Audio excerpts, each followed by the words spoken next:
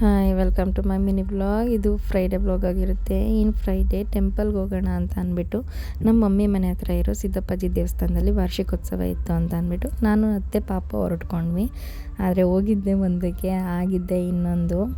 ಏನಾಯಿತು ಅಂದರೆ ಹೋದ ತಕ್ಷಣ ದೇವಸ್ಥಾನಕ್ಕೆ ಹೋಗೋಕ್ಕೆ ಅಂತ ಅಂದ್ಬಿಟ್ಟು ಕೆಳಗಡೆ ಇಳಿಬೇಕಾದ್ರೆ ನಮ್ಮ ಅತ್ತೆ ಸ್ಲಿಪ್ಪಾಗಿ ಬಿದ್ದುಬಿಟ್ರು. ಸೊ ಅವ್ರಿಗೆ ಕೈ ಏಟಾಗ್ಬಿಡ್ತು, ಸ್ವಲ್ಪ ಮೂಳೆ ಜರಗ್ದಂಗೆ ಆಗ್ಬಿಟ್ಟು ತಿರ್ಗಾ ವಾಪಸ್ಸು ನಾವು ದೇವಸ್ಥಾನಕ್ಕೆ ಹೋಗಲೇ ಇಲ್ಲ. ನನ್ನ ಮಗನೂ ಕೂಡ ನಮ್ಮ ಮಮ್ಮಿ ಮನೇಲಿ ಉಳ್ಕೊತೀನಿ ಅಂತ ಅವನು ಉಳ್ಕೊಬಿಟ್ಟ. ಆಮೇಲೆ ಸರಿ ಅಂತ ನನ್ನ ಹಸ್ಬೆಂಡ್ ಬಂದರು ಅಂತ ಅವ್ರ ಜೊತೆಲೇ ಮನೆ ಕಡೆಗೆ ಹೊರಟ್ವಿ. ಇನ್ನು ಅಲ್ಲಿ ಬರಬೇಕಿದ್ರೆ ಹಾಗೆ ಶ್ಯಾಮ್ಲಾ ಬೇಕ್ರಿಲಿ ಕ್ರೀಮ್ ಗನ್ಗೋಸ್ಕರ ಜನ ಸಾಗರ, ತುಂಬ ಕ್ಯೂ ನಿಂತಿತ್ತು. ಅದೇನು ಅಷ್ಟೊಂದು ಕ್ರೇಜ್ ಐತೆ. ಒಟ್ನಲ್ಲಿ ನಾನು ಒಂದು ಸತಿ ಟ್ರೈ ಮಾಡಬೇಕು ಅಂದ್ಕೊಂಡಿದ್ದೀನಿ.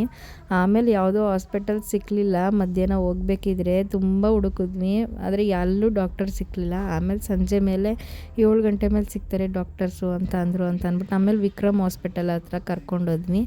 ಅಲ್ಲಿ ಹೋದಾಗ ಎಲ್ಲ ಎಕ್ಸ್ರೇ ಎಲ್ಲ ಮಾಡಿಬಿಟ್ಟು ನೋಡಿದ್ರು. ಆವಾಗ ಏನೂ ಆಗಿಲ್ಲ, ಮೂಳೆ ಜರುಗಿದೆ ಅಂತ ಅಂದ್ಬಿಟ್ಟು ಕಟ್ಟಾಕಬೇಕು ಅಂತ ಹೇಳಿದ್ರು. ಸರಿ ಅಂತ ಅವ್ರನ್ನ ಕೂಡ ತೋರಿಸ್ಕೊಂಡು ಆಮೇಲೆ ಎಕ್ಸ್ರೇ ಎಲ್ಲ ಮಾಡಿಸ್ಕೊಂಡು ಅವ್ರ ಕೈ ನೋವು, ಅವರು ತುಂಬ ಭಯಪಡ್ತಾಯಿದ್ರು, ಏನು ಮಾಡಿಬಿಡ್ತಾರೋ ಮಾಡ್ಬಿಡ್ತಾರೋ ಅಂತ ನಮ್ಮತ್ತೆ. ಆಮೇಲೆ ಸ್ವಲ್ಪ ಏನೂ ಆಗಿಲ್ಲ, ಬರೀ ತುದಿಲಿ ಮೂಳೆ ಜರಗ್ದಂಗೆ ಆಗಿದೆ, ಕಟ್ಟಾಕಿದ್ರೆ ವಾಸಿ ಆಗುತ್ತೆ, 1 ತಿಂಗಳು ರೆಸ್ಟ್ ತೊಗೋಬೇಕು ಅಂತ ಹೇಳಿದ್ರು.